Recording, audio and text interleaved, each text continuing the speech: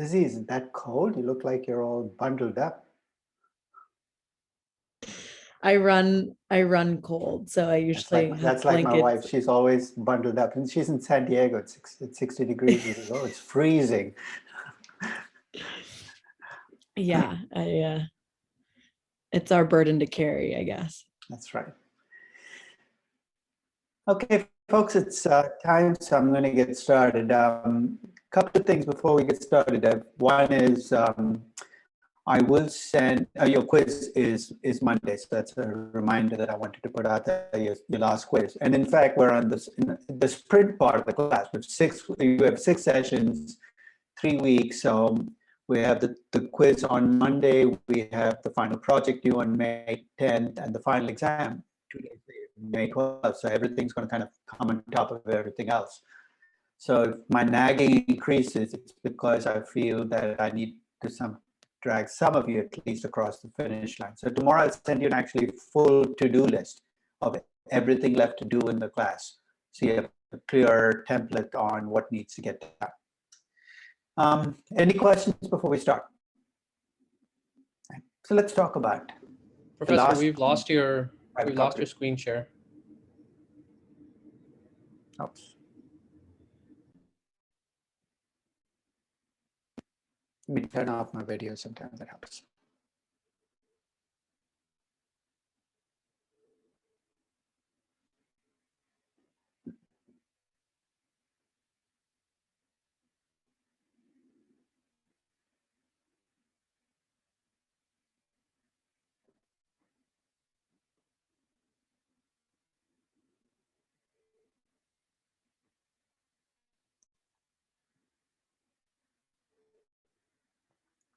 So you're seeing nothing on your screen?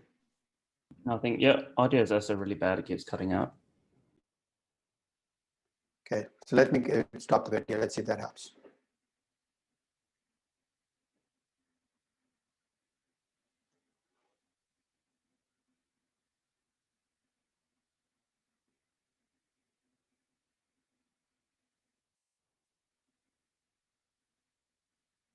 Okay.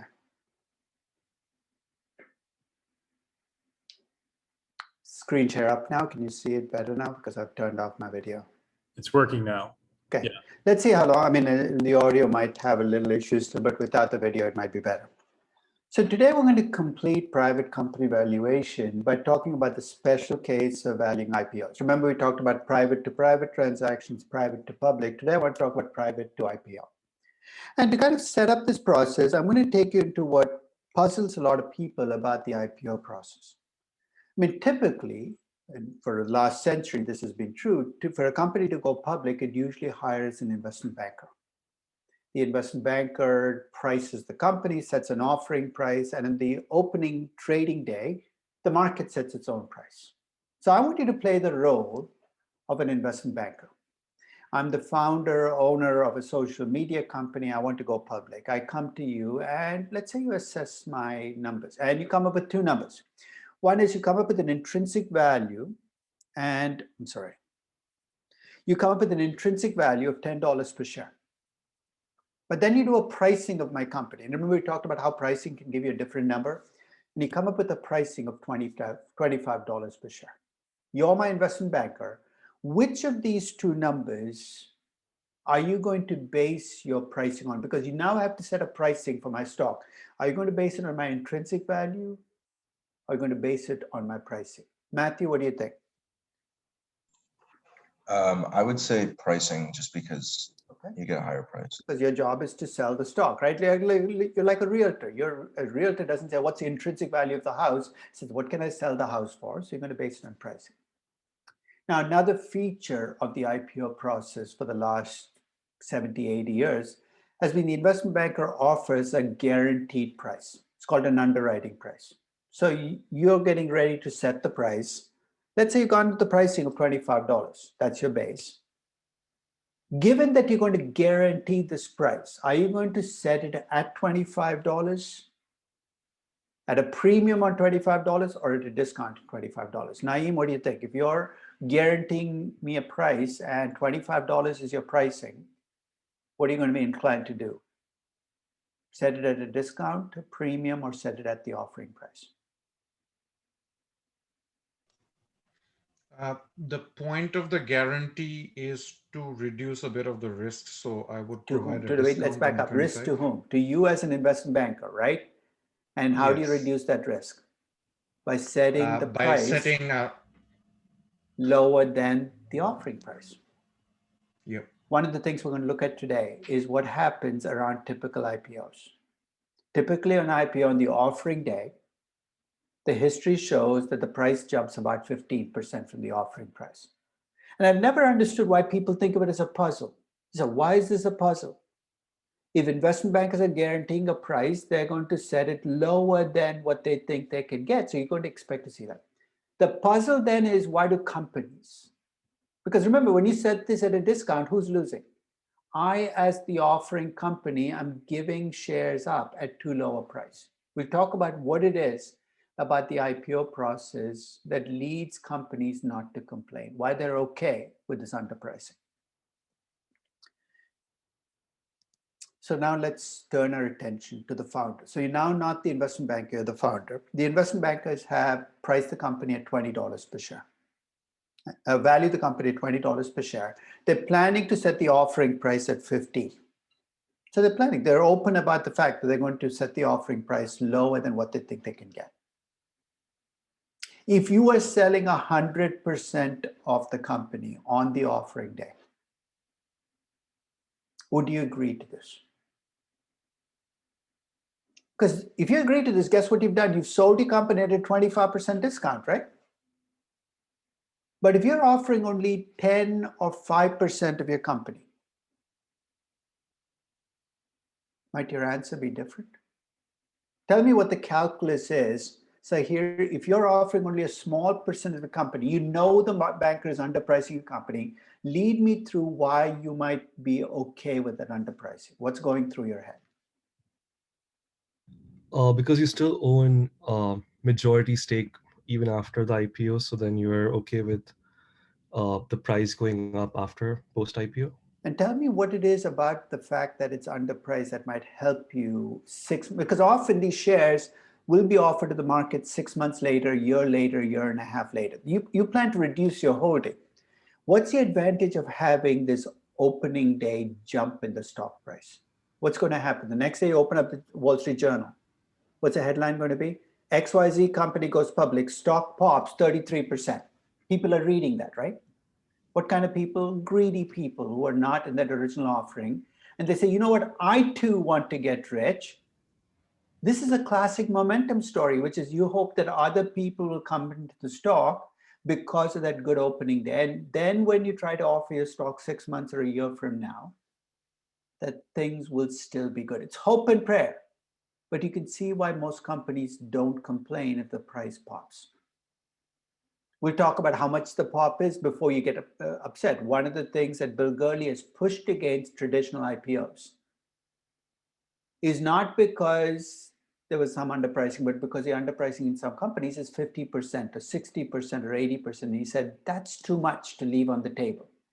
But a certain amount of underpricing, you're okay with as a founder because you're saying that sets the stage for me to come a few months later to offer my shares. So let's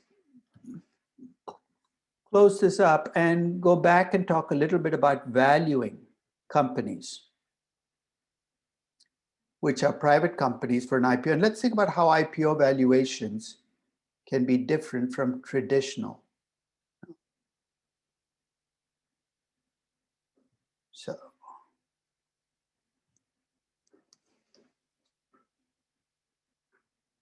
I'm sorry, I'll have to wait for that to come back.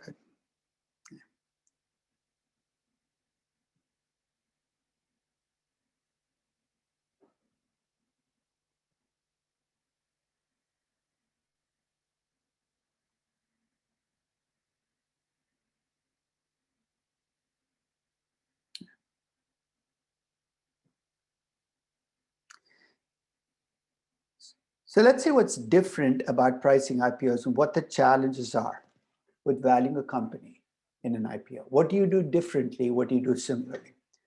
First, remember, when you're valuing a company for an IPO, much of the financial statements you work with are like the financial statements of a publicly traded company.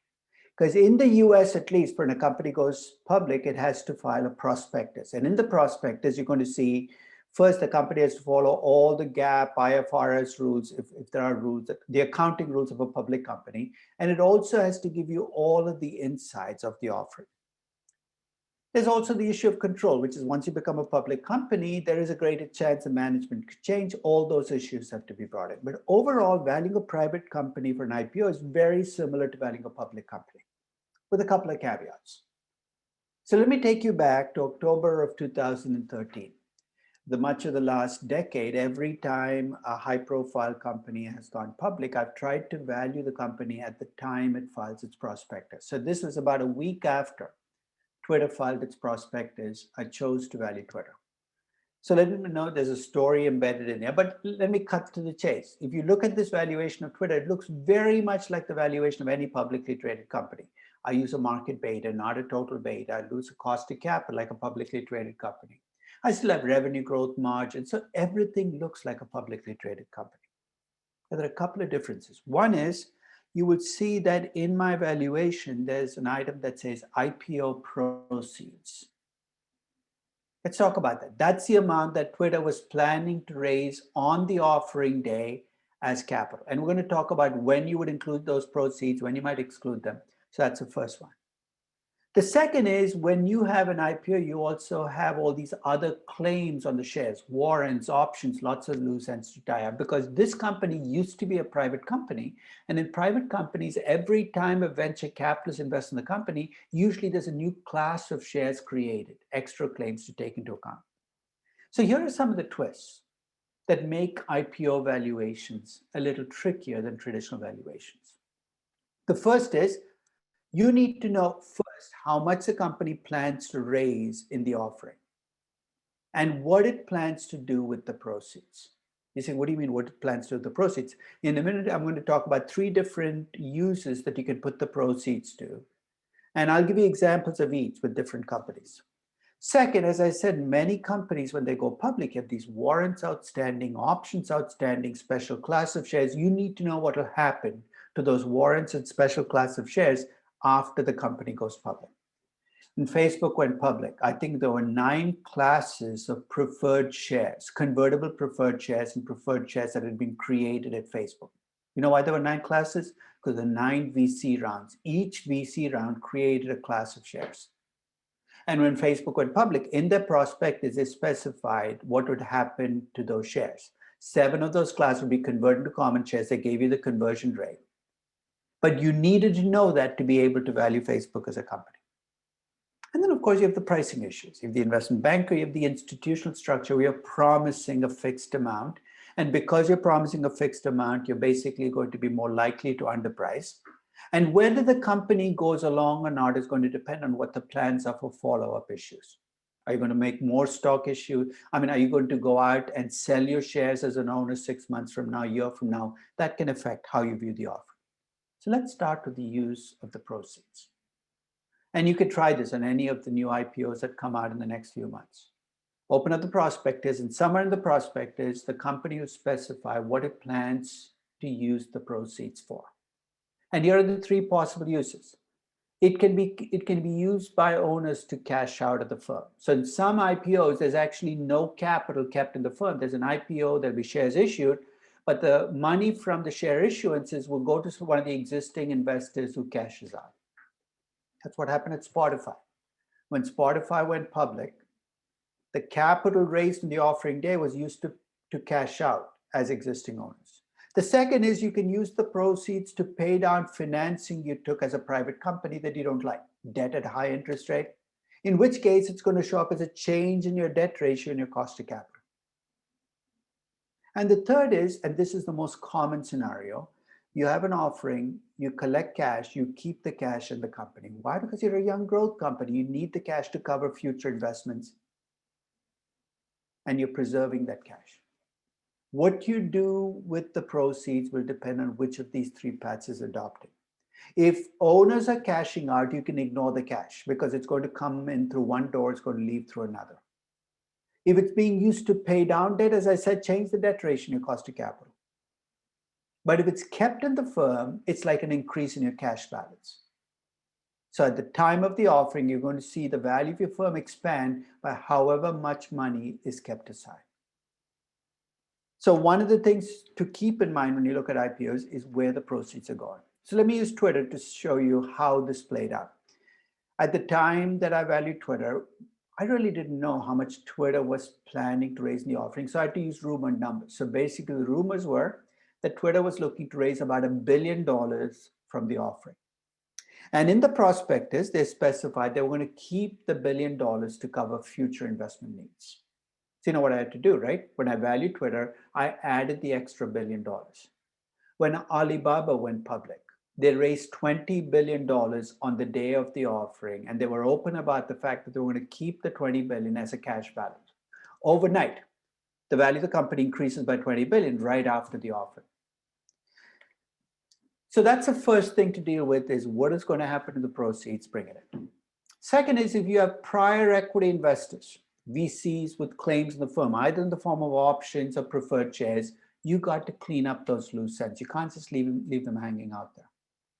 With many of these young companies going public, one of the things you worry about are restricted stock units that this company has issued already as a private company to its employees.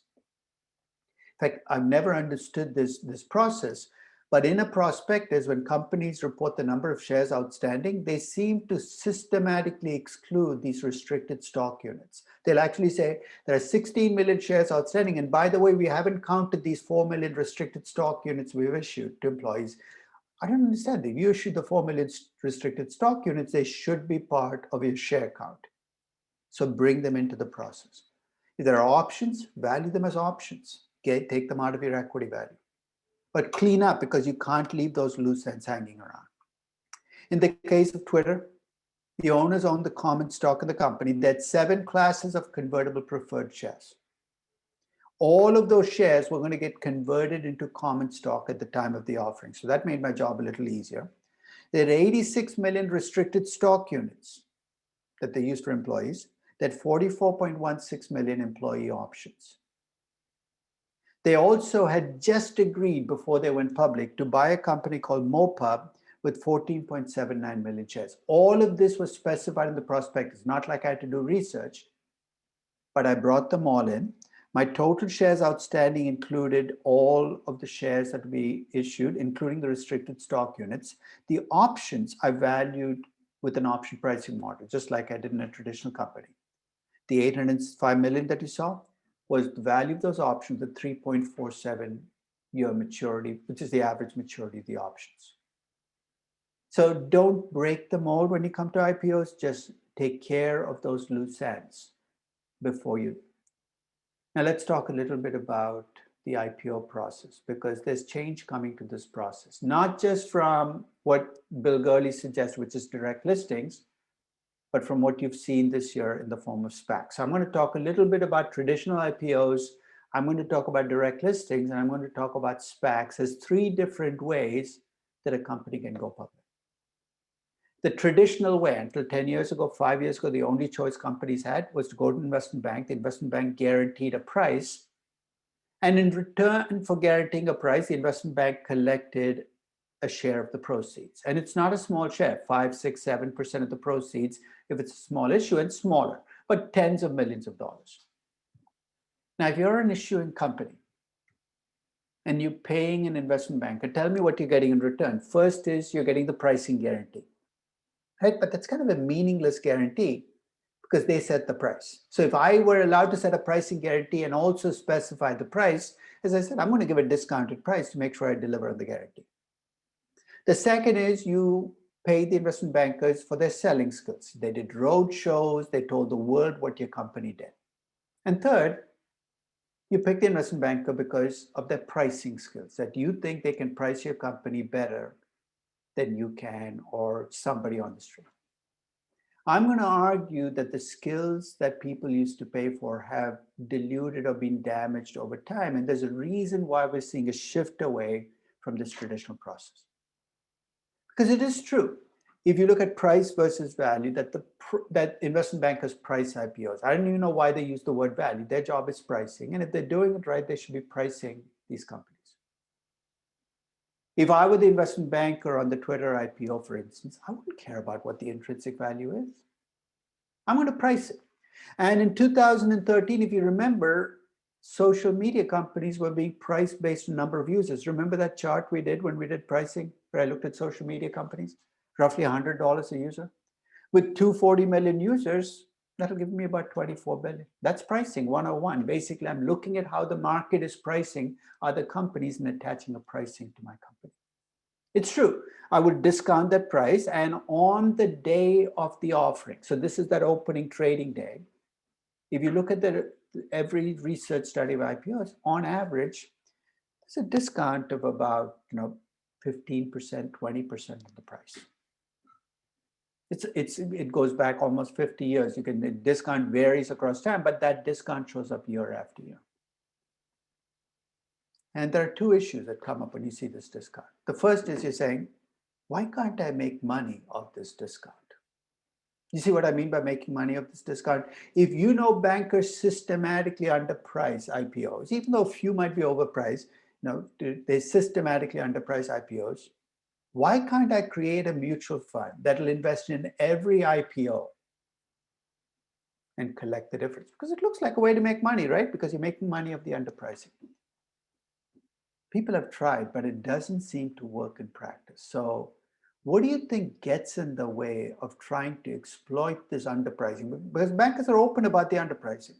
What is it that makes it difficult to exploit the underpricing to make money?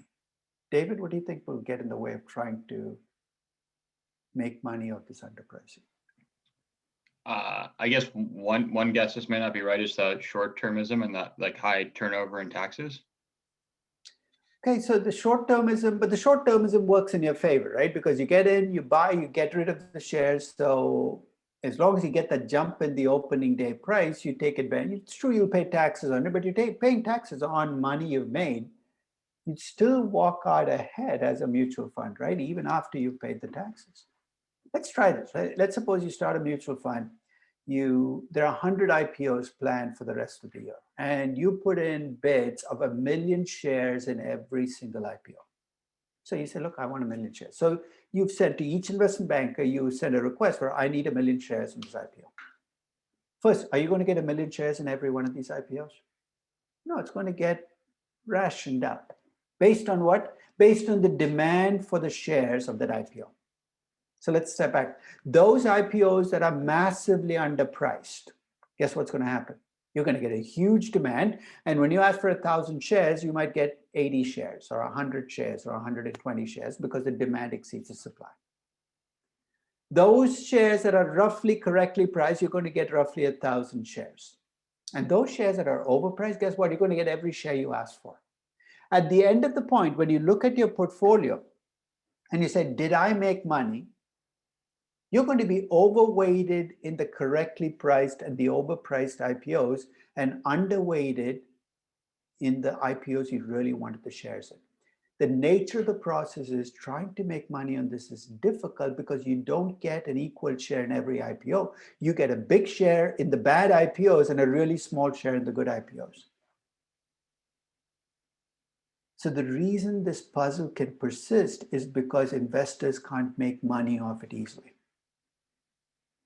As for why the founder is okay with this, we talked about this at the start of the class test. If you're selling 100% of the shares, this is terrible that you're giving up 15% of your value. But if you're selling 5 or 10% of your shares, this becomes like a loss leader. You're okay with it because you hope the good press will carry over into future periods. This has been the state of IPOs for the last century. It's only the last few years that you've seen pushback. And the pushback has come primarily from people like Bill Gurley, venture capitalists, are asking, what the heck are we paying for? Why are we paying banks millions of dollars? The old story was banks lend credibility to companies by attaching their name to a company. So if you're in the 1980s, you're a small company going public, nobody had ever heard of you. The fact that Goldman Sachs was taking you public gave you that patina of, yeah, you must be credible, Goldman Sachs is taking you public. So that's kind of gone away, right? Since 2008, having a bank attached to your name might actually reduce your credibility, not increase it. And if you're a company like Facebook, do you really need a bank to make you, I mean, more people recognize Airbnb than recognize the banks that took Airbnb, right? The name is kind of out there. You could argue that the need for a bank to give you credibility has dropped off, not completely gone away. There are some companies where you still don't know what they do. They might still need banks. But a lot of companies say, why would you need a bank to take you public? You're saying, but we're getting selling skills. What selling skills? These guys get on phones, they call around, they try to set a price based on what people are telling them they're willing to pay. Why are we paying $60 million, $50 million for something you can hire a phone bank to do for you? So when companies increasingly look at banks, they're saying, I don't see what I'm getting in return for these millions of dollars. There's really no selling involved. Your pricing skills are horrific. You take the company public and the stock price doubles on the opening day. That tells me a lot about your pricing skills. And that's at the basis for Bill Gurley's argument for maybe we should go to a direct listing. You know the difference between a direct listing and a traditional IPO is in a traditional IPO, the banker sets an offering price, and on the opening trading, the market opens, demand and supply setting the price. In the direct listing, you skip the banker entirely. You set an opening trading day, and demand and supply on that day will set the market price for your company. There's no bank holding your hand. Investors decide what to pay. And Bill's been suggesting this for 3 or 4 years. It's slow going, and here's why. The SEC, if you make a direct listing, one of the catches that come with a direct listing is you cannot retain the proceeds from the direct listing. Remember I said there were 3 options of proceeds?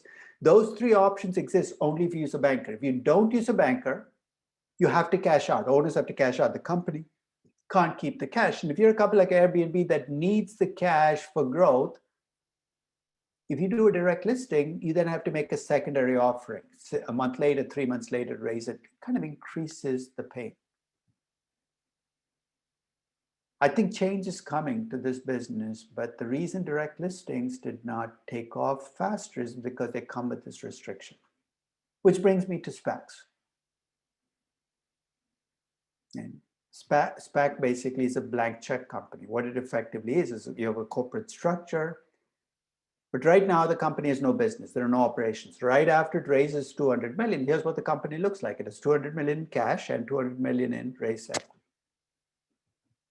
But it comes with a purpose. The purpose is a special purpose entity is designed to buy. It'll tell you upfront, we're going to buy WeWork. For instance, the owner of the Sacramento Kings just created a SPAC where the end game is they're going to acquire a WeWork in a year from now, 2 years from now. You're saying, why would I give my money to Vivek Ranadev to buy WeWork for me? You're saying maybe he'll get me a better deal as an investor. Maybe you find the right company, get the right price. So in a SPAC, what you're doing is you're essentially giving a company the money to because once they acquire WeWork will then become the company that was the original SPAC. So it skips the step of using a prospectus and a banker pricing or a market pricing to let your investor, the investor you've trusted with your money, do the negotiation for you. And I'm not sure this is a great idea. Because what are you trusting? First, remember, when you do a SPAC, the people who are the promoters of the SPAC take about 15 or 20% of your money away. That's their slice, so they take it off the top. So already you've got to underprice by at least that amount to make your money back. And second, I'm not sure that they have it. And one of the interesting things I think with SPACs is how much they're drawing on celebrities to kind of promote these SPACs. So Vivek Ranadev and his SPAC has Shaquille O'Neal as an advisor, an investment advisor. And there's actually some method to this madness, right? Because after you've done the SPAC, you want to do selling, you find a celebrity with 3.5 million followers. You're saying, okay, go out and tell your followers to buy WeWork. No, it's, I think, a reflection of the times we live in, which is we trust celebrities to push up prices, but you see SPACs as kind of the, so if you get a chance, draw the three out on a page, right? Traditional IPO, you got the banker sets an offering price, opening trading day. Think about what investors get out of the process, what bankers get out of the process, what the issuing company gets. Compare that to direct listing, and then finally bring in SPACs. And then ask yourself, if I'm an investor, which of these three processes gives me the best potential for making returns? And if you're founding or an issuing company, ask yourself, which of these three processes delivers the most proceeds to me? And I'm not sure SPACs are going to dominate direct listings. I think direct listings can dominate IPO of traditional banking IPOs, at least for high profile companies like Airbnb. I don't think SPACs can dominate either of the other two options, given how much leakage there is in this process. Any questions? So the traditional Yes, Professor. IPO, yeah, go ahead. Sorry about that. Yeah, I just wanted to understand the rationale behind the SEC requirement that in direct listings, companies cannot retain the cash. What would be the logic behind that? The logic is they don't trust individual investors to do the right thing. Their argument is a company that does a direct listing is skipping the process of oversight, where bankers look over their numbers and make sure. I mean, there's a trust that bankers actually find things that are wrong in your company. They tell you to fix these things. So one reason that the SEC has tried to push you towards a traditional banking process is they believe that that traditional banking process gives investors more protection. I don't think it does, but that's the belief. So this is really a way of trying to discourage companies from doing a direct listing by saying, you know, we need something, an intervening force here to make sure investors are not fooled. David? Yeah, I guess I have a question on the pricing and why it's not better, because isn't there an opportunity before the company actually starts trading for some price discovery with the potential IPO investors, where the company can increase or decrease the size of the offering, or change the offering range? And that's what bankers have historically offered as a service. They say, look, we might not be good at valuing companies, but we can call portfolio managers. We can gauge what they're willing to pay. We can gauge demand and supply. We can adjust the prices. So you'll see bankers often pushing up the price or pushing down the price ahead of an offering because they're getting information. And but the thing is, if they do it well on the offering, on the opening trading day, you shouldn't see the price jump 100%. And you should definitely not see. So if you're good at price discovery, that's what bankers claim to be good at, the pricing they said should have a 15, 20. So if it's a 15, 20% jump, bankers can say, look, that's because we did the right price discovery. We've got the price just right. The problem in the last 3 or 4 years is they either overshoot immensely. So basically you have 100% jump on the opening trading day, 200% jump, or they really screw up like they did in 2019, which they can't even sustain their price, at which point the issuing company says, why did I pay you for doing this? I could have done this myself. So you're right, there is price discovery, but the value of the price discovery should show up on the opening trading day as a relatively modest increase in the stock price. And if that's not the case, people are saying, well, maybe there's no price discovery. Here's the other reason I think the price discovery process has become less useful. By the time Facebook went public, they actually had a private share market where Facebook shares were being traded. You actually could see the price at which it had been traded. So actually the pricing that the bankers were doing was based on that pre-market trading on Facebook shares. So people are saying, well, why do I need a banker now? There's already a private share market. I can see what people are buying and selling shares at. So on both dimensions, I think the value of bankers has decreased. It's not gone away. For some companies, I think there is a value to that price discovery process where you need a banker or somebody like a banker doing it. But for many companies, that rationale has gone away.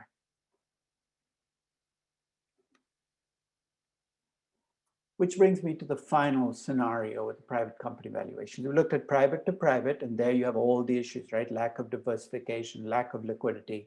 Private to public, none of the issues, easiest. Private to IPO, where you have to bring in the issues, what do you do with the proceeds, and what about all those other equity claims? Last example I want to look at is a private company that is thinking about, attracting capital from a venture capitalist who eventually plans to take the company public. And I want to talk a little bit about transition phases. So let's suppose you're looking at a young private company. Right now, it's 100% owned by the founder who's completely undiversified. But he gives you a 5-year plan. And based on his plan, it looks like about 2 years from now, he will be approaching a venture capitalist. In this case, it's going to be a sector venture capitalist, an angel venture capitalist who invests primarily in companies like his. So not very diversified. And then 5 years from now, the plan is to go for a public offering. So sitting here, you have this projection of the future. For the moment, they're privately owned by somebody who's not diversified. 2 years from now, venture capital is going to come in, but the venture capital is only partially diversified. But 5 years from now, the company is going to go public. So your job is to value the company. So let's assume you take the lessons we had about total betas to heart. Right now, the company is completely owned by one individual who's absolutely not diversified. So basically, I'm going to use a traditional total beta. You look at the correlation of the company with the market. And using that approach, your beta is going to be 4, and that gives you a really high cost of equity for the next 2 years. At the end of the 2 years, you're going to be replaced as the marginal investor by a venture capitalist partially diversified. Where does that show up? The correlation goes from 0.25 to 0.5. So it's partially diversified because it's not 1, but it's gone up. With that 0.5 correlation, your total beta with that correlation goes to 2, from 4 to 2, because the company itself is not getting safer or riskier, but the investor is getting a little more diversified. And finally, when you get to be a public offering, you go to a market beta 1. So as you see, your cost of equity goes from 24% to 14% to 9%. So when I value this company, here's how it shows up. In the first 2 years, when the owner is the only investor in the company, I use a 24% cost of equity, complete total beta.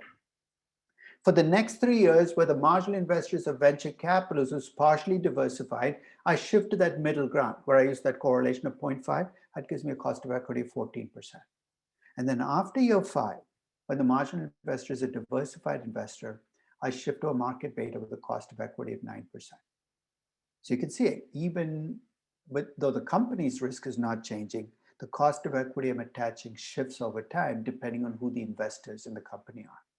So the terminal value will be computed using the 9%, but then to bring those numbers back to the present, I'm going to be using these much higher costs of equity because I've got to live through the pain to get to that steady state. So with private companies which are going through transitions, your cost of equity might change over time, not because the risk of the company is changing, but because the risk, the nature of the investors investing in the company is shifting from completely undiversified to partially undiversified to completely diversified. Any questions on? So let's wrap up private company valuation. Yeah.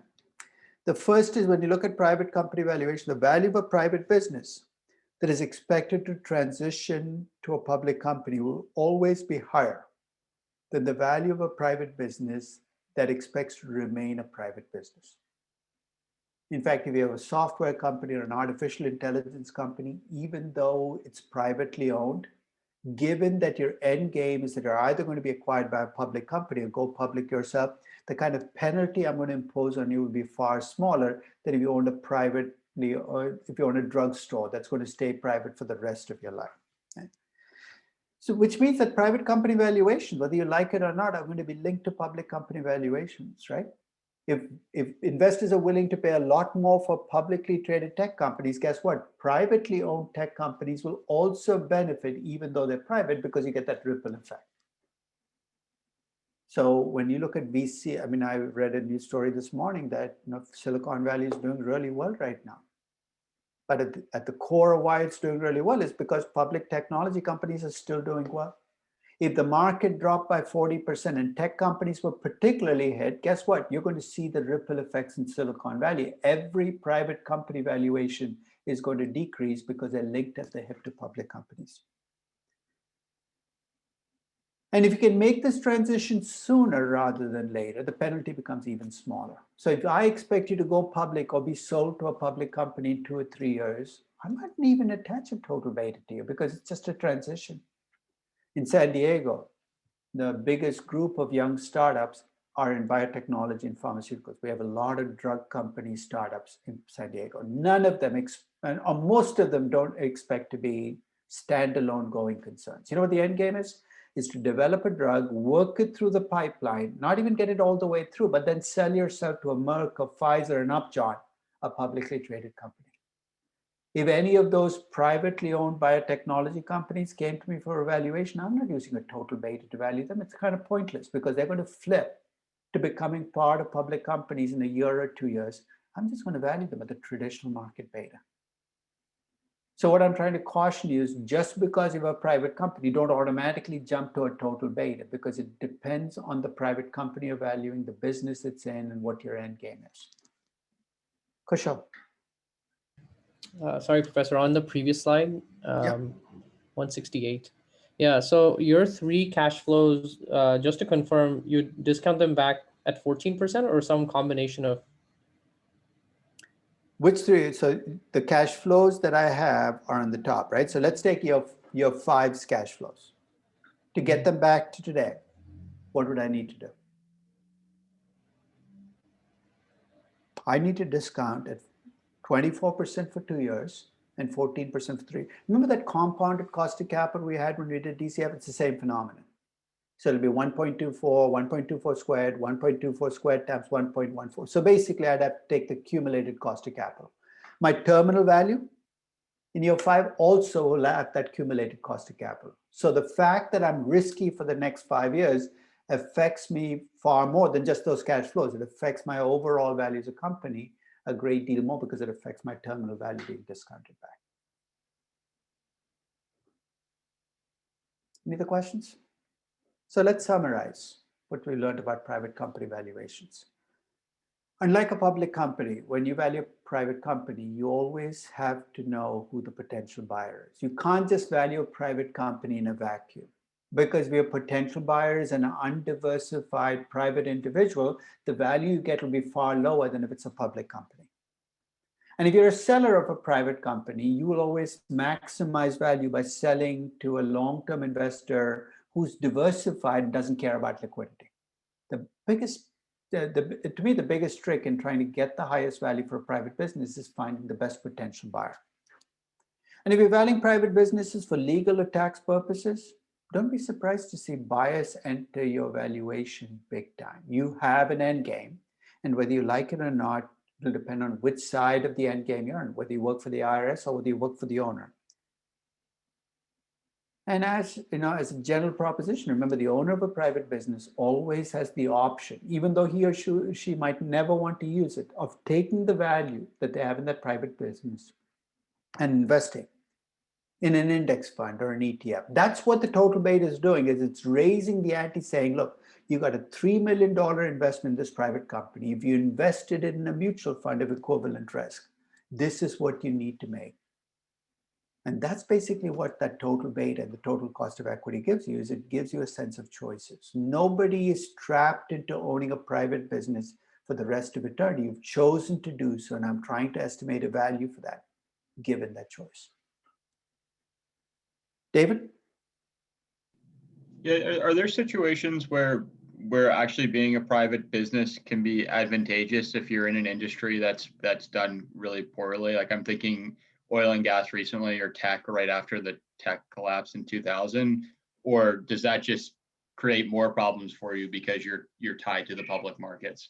Well, I think there might be industries where there are periods where being a private company for a temporary period actually works to advantage. Why? Because you might want to operate under the radar. I'll give you an example. And oil is good, right? Right now, fossil fuel companies, if they're public companies, are in the public eye. They're viewed as bad companies. People want to punish them. Maybe taking it private, not having the pressure of having to answer to stockholders who demand to know what you've done for climate change might be something that helps you. But your end game here, the reason you're okay with being overly invested in this company is you hope to either sell it off to a public company a couple of years from now or take it back public. So many private equity investors exploit that. There are sectors where they will come in and take companies private, but the end game there is to take them back public or sell them to a public company. Because keeping them private just creates such a disadvantage for you as an investor that you'll have a tough time making up the difference. Sahir? So I had a question about the arbitrage opportunity for institutional investors that you had mentioned earlier. So even in cases I where didn't use the word, but where is the arbitrage, right? Something Right, has to be so- riskless and guaranteed for it to be arbitrage. So where do you see the arbitrage? Right. So in cases where even if it's overpriced and you get all the shares that you ask for, wouldn't the price still go up post IPO because the bank wants to make sure that it's underpriced at the end of the day? So even Well, I think once it's overpriced, then a bank really has very little staying power. How much money, how much capital does a typical investment bank have? I mean, you try to back up one big IPO, you'd be wiped out. Morgan Stanley tried to support Facebook for 2 days. Then it threw in the towel. It said, we can't do it. We don't have enough capital to keep this going.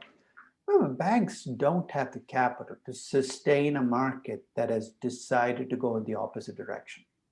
It can give support. That's why bank support is kind of you can provide support for a day or two. Maybe if there's enough demand in the market to come back, you might be able to provide support for a short period. But you can't support a price where the market has decided the price is too high. So would it be So right when to you see overpriced IPOs, you'll often see in the weeks after, Facebook went public at what, 30, 35, and 4 months later was trading at 18 because the initial IPO was viewed as a disappointment. So would it be right to say that most of the time it is underpriced and Most of the time you will make money. So you will make money, but the amount of money you will make will be relatively small because you can get all the shares you wanted. Got it. And when you do lose money, you lose so much money, it kind of wipes out whatever you made. And that's why there have been attempts to actually create funds that invest only in IPOs. None of them has ever been able to kind of deliver long-term success in returns because something happens in the process of trying to execute that wipes away your profits. Now, we pointed to one, selection bias, but there are the kinds of IPOs we see the big jumps in prices, maybe small companies which are illiquid, and the process of trying to make money, you might wipe out your profits. Got it. Thanks. So let's move to the third and last packet. We're going to kind of talk about the only part of valuation, which I guess is new and different, because intrinsic valuation has been around forever. Pricing has been around forever. We might have more data, more tools now, but the process remains the same. Let's talk about real options. Now, I remember about 25 years ago when I started teaching real options in this class, I went to Amazon. At that time, Amazon was still a young bookstore, but I wanted to find books on real options. And there were none. Real options were hardly ever talked about. There were no books on real options. Today, real options are this hot button issue. You see consulting firms talk about them, investment bankers talk about them, books about them. And the reason for it is very simple. Real options give you this benefit that we all wish for when we value companies. It allows you to take a discounted cash flow valuation and add a premium on top of your DCF value. In other words, take the value that you got for your stock, $50. With a real options argument, you can argue that maybe you should be paying 57 or 58 above your intrinsic value. So let's talk about some of the real options that you could run into and how they can play out in valuation. Generally speaking, when you think about investing in general, capital budgeting, project analysis, one of the options you have when you have rights to a project is you can defer or delay taking the project. That's the first option we have to talk about. You have the rights to a technology or rights to a project for the next 10 years. You don't have to take it right now. You could take it in a year, take it 2 years. That could be worth some money. The second is, once you enter into a project, you have the option to adjust your production schedules. Maybe you can double capacity or half capacity. We're going to talk about that option. The third is once you get into a project, it might give you the right to do other stuff, take other projects. You bought a platform, the platform might give you the right to do other things. Right now, you don't know what they are. They might not be even be viable, but that option is called the option to expand. And finally, you could take an investment and decide 2 or 3 years into the investment. It's a long-term investment that's not working for you, and you have the option to walk away. Broadly speaking, when you talk about real options, there can be options to delay, options to expand, or options to value. And they all show up implicitly or explicitly whenever you value companies. But every one of these options, you're arguing that you should be paying a premium over a discounted cash flow valuation. So let's look at what it is that allows for this premium. And to do this, I'm going to give you a very simplistic example. And statistically, it might not even hold up, but kind of hang in there. Let's suppose I come to you with a gambling choice. There's a 50% chance of success and a 50% chance of failure. If you succeed, you make 100 million. If you fail, you lose 120 million. What's the expected value of this gamble? Shreya? 50% chance of making of each. So that's 50 plus 50 minus 60, so minus 10. Minus 10. So statistics says don't take this investment, right? That's it's a right. bad investment. I'm going to play games with this, and I'm going to magically change this bad investment into a good investment. Then I'm going to ask you what it is I'm doing that's creating this added value. So what I've done is I've made it a two-step investment. The first step is a small investment. There's a 75% chance of success, in which case you make plus 20, and a 25% chance of failure, in which case you lose 20. If you get that minus 20 as your outcome in the first gamble, you stop. But if you get a successful first outcome, then you follow up, but there's a 2/3 chance of success, in which case you make 80 million, and a 1/3 chance of failure, in which case you lose 100 million. I know it's going to be tough to see, but if you look at the total loss, it's 120 million. The total gain is 100. And the expected probability is roughly 50-50 as well. 3/4 times 2/3 is 50%. So it looks very much like the first investment. There's a 50% chance of making 100 million, a 50% chance of losing 120. But here's the magic. If you compute the expected value of this decision tree, it's actually positive. So the question is, what is it that's happening between the first decision tree and the second one that's making a bad investment into a good investment? What am I gaining as an investor with the second decision tree that I did not have in the first one? Sam.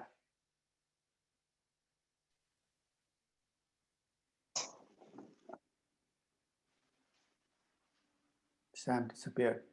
Where is he? Okay. You're on, Sam? Okay, you're still muted. Let me unmute you. Okay.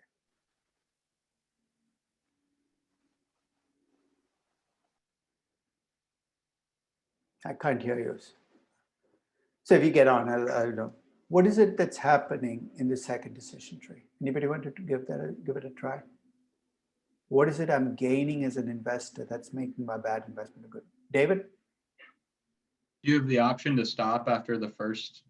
In other words, it's like a market test, right? I run this first test. It's a small gamble. If the gamble is good, then I keep going. If the gamble is bad, I stop. So there is learning, right? That's the first part of what I'm getting. I'm learning from what happens in the first, and then I'm altering the way I behave based on what I've learned. In other words, if I get a bad outcome, I stop, and if I get a good outcome, I keep going. Learning and adaptive behavior are at the basis for real options. I'll give you an example. You're an oil company, right? We're going to talk about how, when you look at undeveloped oil reserves, you have an option. In fact, oil companies in general, when you value an oil company, you could argue that they're ignoring the optionality in the oil company. Here's why. You're the CEO of an oil company. The amount of oil you produce every year is not predetermined, right? So what are you first going to check before you decide how much production you're going to have? You're going to check the oil price. You get to observe the oil price. The oil price is $30 a barrel. So I'm going to be producing only 10 million barrels. But if it jumps to $100, so I'm going to run everything to full capacity and produce 80 million barrels. You got to observe the price. That was the learning. And then you adapted your behavior based on what you saw. At the heart of real options are those two factors. There's learning from observing what's going on and adapting your behavior, changing the way you behave based on that learning. So here's what I'm going to do. I'm going to talk about 3 basic questions you have to ask and answer anytime people throw a real options argument at you. And to be quite honest, I hear people using real options constantly in valuation arguments. There's a real option here, there's a real option there. And I'm sick and tired of it because people just use the word real option whenever they want to justify buying a company. Why do you buy Facebook? There's a real option in there. And there's no sense of where the real option is and what drives it. So I'm going to argue there are 3 questions you have to ask and answer before you jump into the real options bandwagon. First is, when is there a real option embedded in an action? When should we even be talking about options? So let's start with that. What is it that creates an option? Second, when does that option have significant economic value? I'm going to argue that most of the options you see out there have so little value, you might as well ignore them. When does it have significant economic value? And third, assuming there's an option and it has significant economic value, when can I use an option pricing model to actually put a number on the option? Put simply, here's what I'm going to argue. Most things that people talk about as options are not options. You can ignore them right off the top. They're opportunities, not options. Second, most of the options people actually identify have no economic value. You might as well ignore them. And third, even among the options you identify as having significant economic value, the conditions you need for using option pricing are so stringent that only a subset of those can actually be valued using an option pricing model. Option pricing models are exceptions, not the rule. If you keep finding yourself drawing an option pricing models on company after company, you're overreaching. For every 100 companies I value, maybe 1 in 100 requires the use of real options. So let's start with the first question. What is it that makes for an option? Let's go back to options 101. What does an option give you? An option gives you the right to buy or sell an underlying asset at a price that's preset, a fixed price, over some period of time. So here are the things that make for an option. First, an option requires an underlying asset. I've described options as leeches. Without the parent, without the underlying asset, there's no option. So first thing when somebody talks about an option is you have to specify what is the option on, what is the underlying asset. Second, there has to be a fixed price. And third, the payoff on this option is to be contingent on something happening to the price. Stock price rises above the strike price, you make money on a call. Stock price drops below the strike price, you lose money. So here's my favorite device for identifying an option. If you remember option pricing in your foundations, options have unique payoff diagrams. Makes them different from any other asset. And what's unique about option payoff diagrams is the kink around the strike price, right? If you have a call option, the most you can lose if the stock price drops below the strike price is what you paid for the option. Limited losses and potentially unlimited profits. And if you have a put option, everything gets flipped around. If the stock price exceeds the strike price, you lose whatever you paid for the option.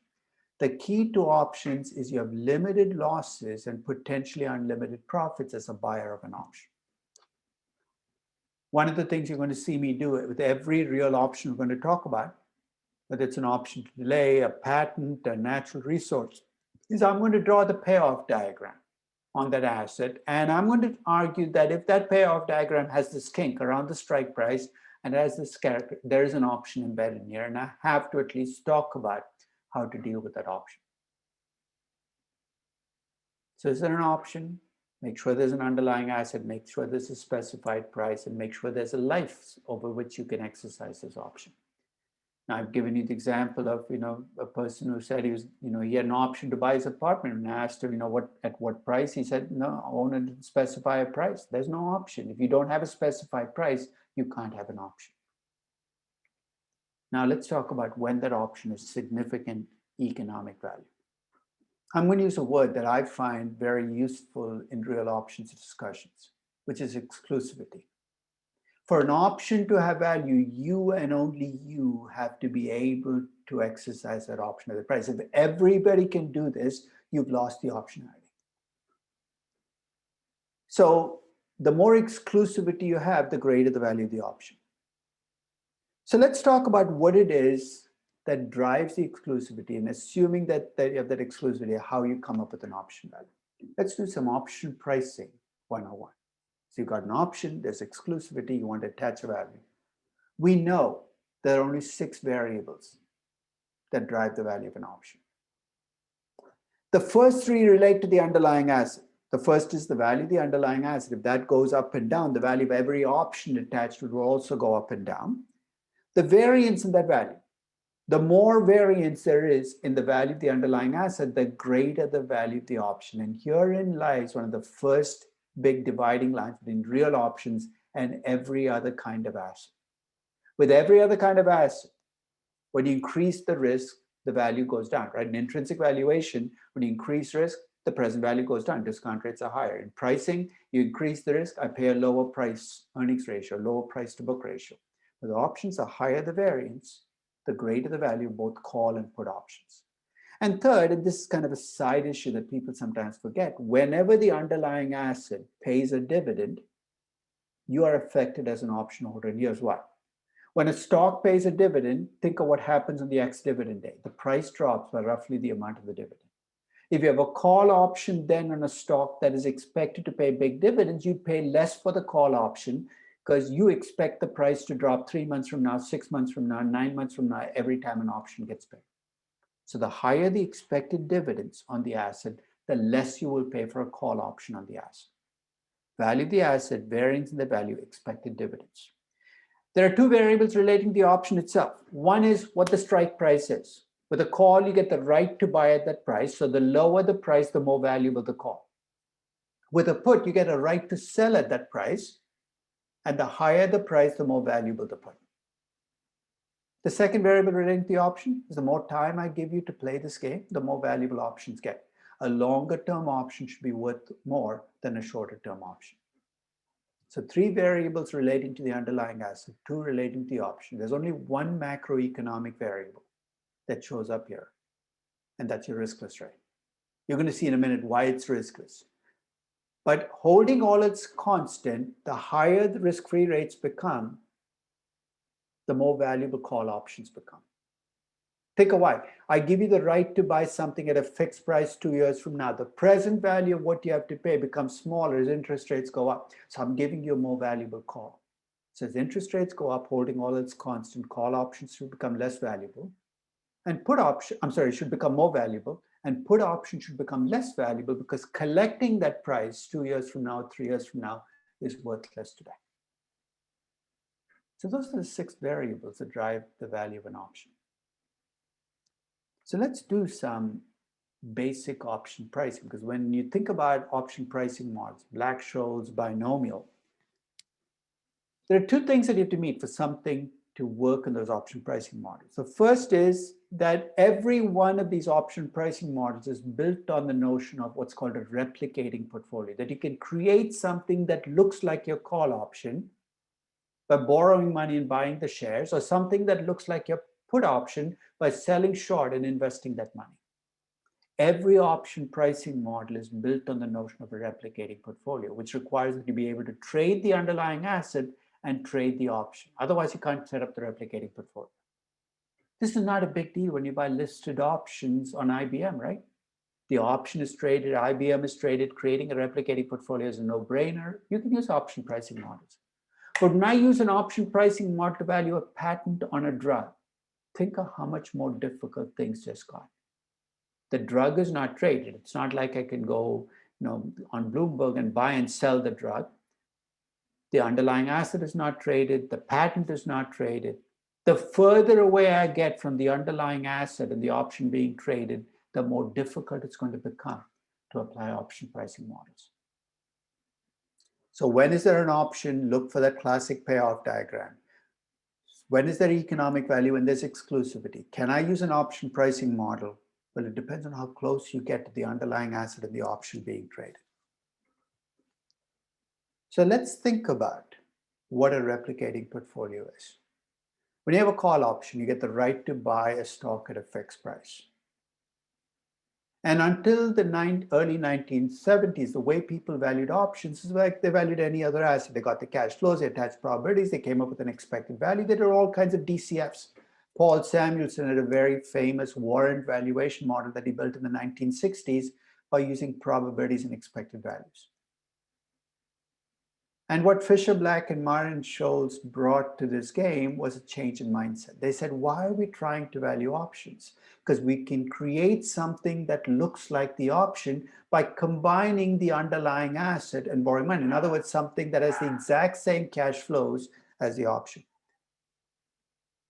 And once you create something that is exactly the same cash flows, they do on a second principle, which is you have two assets with the same cash flows, they have to sell at the same price, because if they don't, you have arbitrage. Every single option pricing model out there is built on those two building blocks, replication and arbitrage. So I'm going to use the binomial model because it's easier to see both replication and arbitrage play out in a binomial model. The binomial model actually came out about 5, 6, 7 years after the Black-Scholes, but it's much more intuitive in terms of what we're trying to do. So let's assume you have an asset, which right now is trading at $50 per share. Let's make it a stock trading at $50 per share. Let's say we have an option which expires the end of t equal to 2. So it's a 2-period model. So the end of t equal to 2, the option expires. The option has a strike price of 40, expires after 2 periods. And let's say the riskless rate is 11%, very different time and age. We're going to try to use replication and arbitrage to try to value this option. First, is this an in-the-money option or out-of-the-money option right now? D, is it an in-the-money or out-of-the-money option? Is it out of the money option? The stock price is 50 though, and the call option gives you the right to buy at 40. So basically, right now, if you exercised, you'd actually get a deal, right? You're buying it at a lower price. It's an in-the-money option, and if you exercise today, you get $10, but you have 2 periods you can wait. Let's try to value this option. To value this option, here's what I'm going to do. I'm going to assume that stock prices in any period can jump to 1 of 2 points. It's called a binomial model. In a minute, you're going to see why I put this restriction. It's a restrictive assumption, but it makes my life easier. So next period, the stock can either go to 70 or it can drop to 35. If it goes to 70 in time period 2, it can either jump to 100 or drop to 50. If it goes to 35 in time period 2, it can go to 50 or drop to 25. So here's where I am right now. I'm at 50, but at the end of time period 2, the stock can be 100, 50, or 25. Here's what I'm going to do, and this is something that every option pricing model does. Let's go to t equal to 2, and let's see what the cash flow would be on the call option I have at each of these prices. If the stock goes to 100, remember my strike price is 40, the stock goes to 100, I'm going to buy the stock at 40, sell it at 100, make $60 in cash flows. If the stock goes to 50, I'm going to buy the stock at 40, sell it at 50, make 10. If the stock goes to 25, I'm going to buy the stock at 40. Now, why am I not buying the stock at 40 and selling it at 25? Because I'm not crazy. Why would I want to buy at 40? The stock is at 25. Here's what I do. I take the option, throw it in the trash can, and say, hey, worthless. So cash flow is 0. So those are my cash flows on the call option if the stock goes to 100, 50, and 25. What's my objective? I want to create a replicating portfolio that is exactly the same cash flows as the call option. And I'm going to do it by combining borrowing and buying shares in the underlying stock.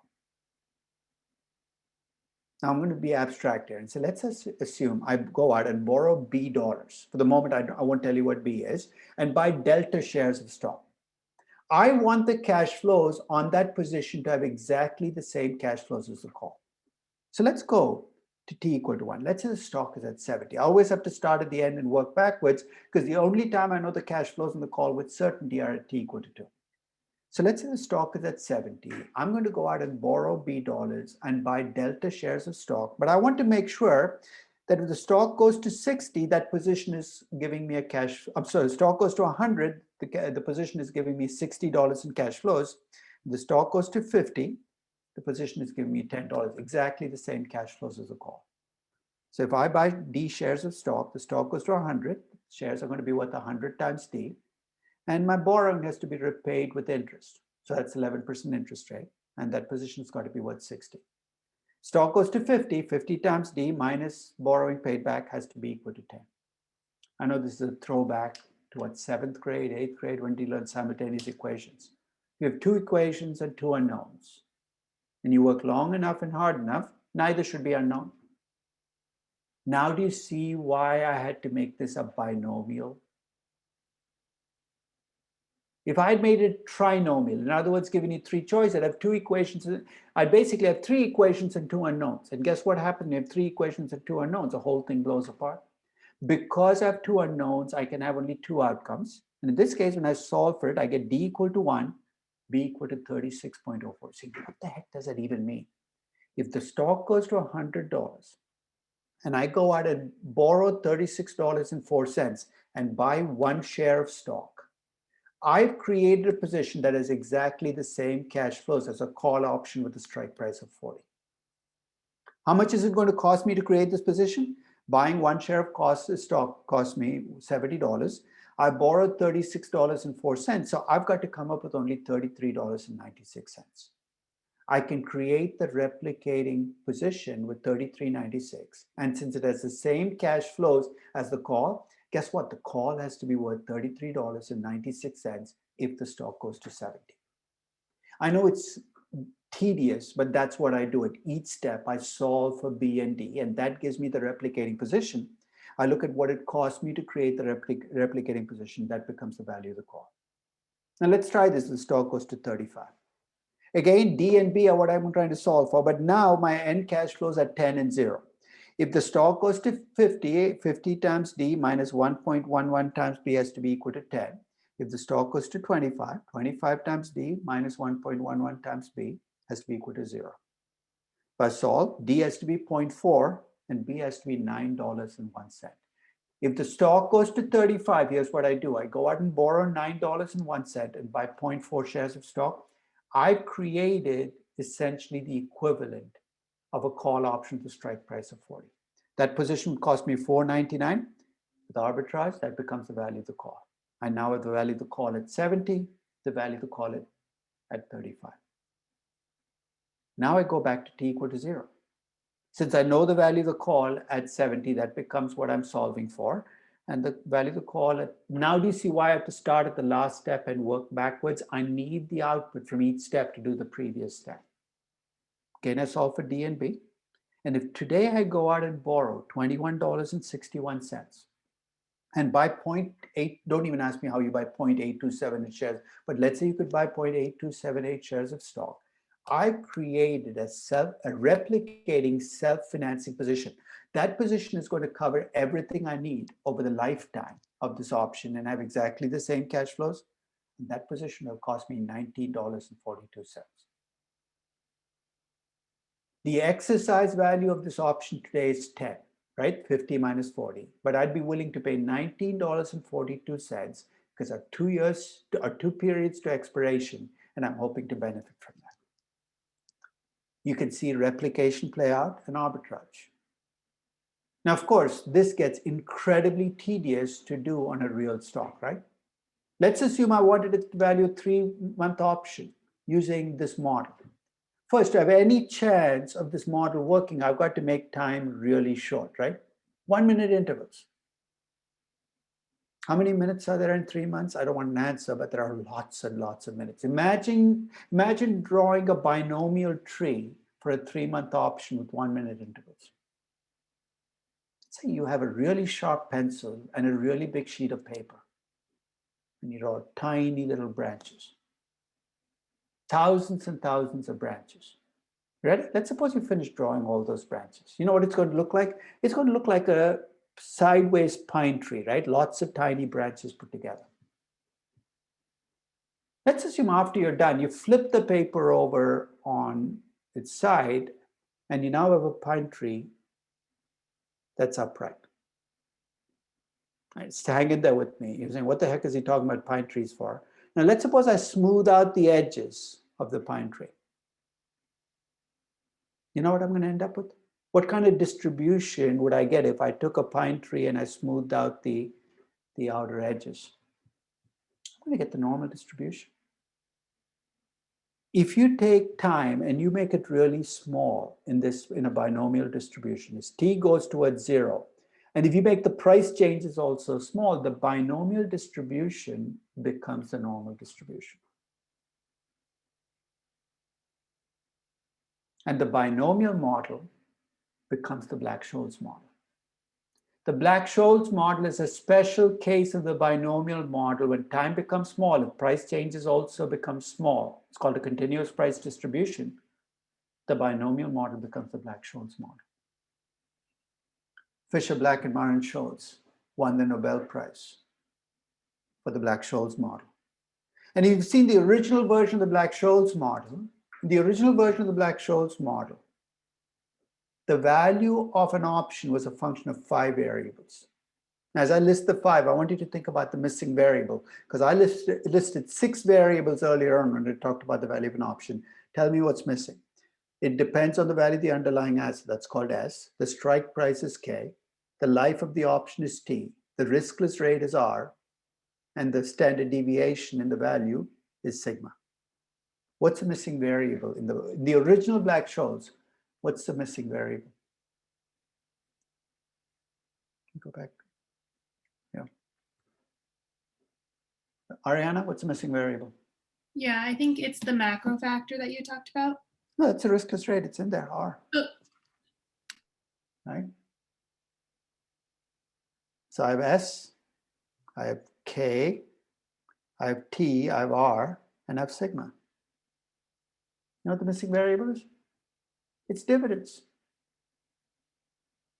You're saying, why did they skip it? There's a story behind the Black-Scholes model, which I don't know if it's true, but it turns out that when Black and Scholes were originally trying to derive this model in the 70s, in the early 70s, they ran into a problem. They wrote out this elaborate equation, because their model was built around mathematical equations. And that equation, they needed to take a differential, but it's something they'd never seen in finance. It required stochastic calculus, something that we don't use in finance.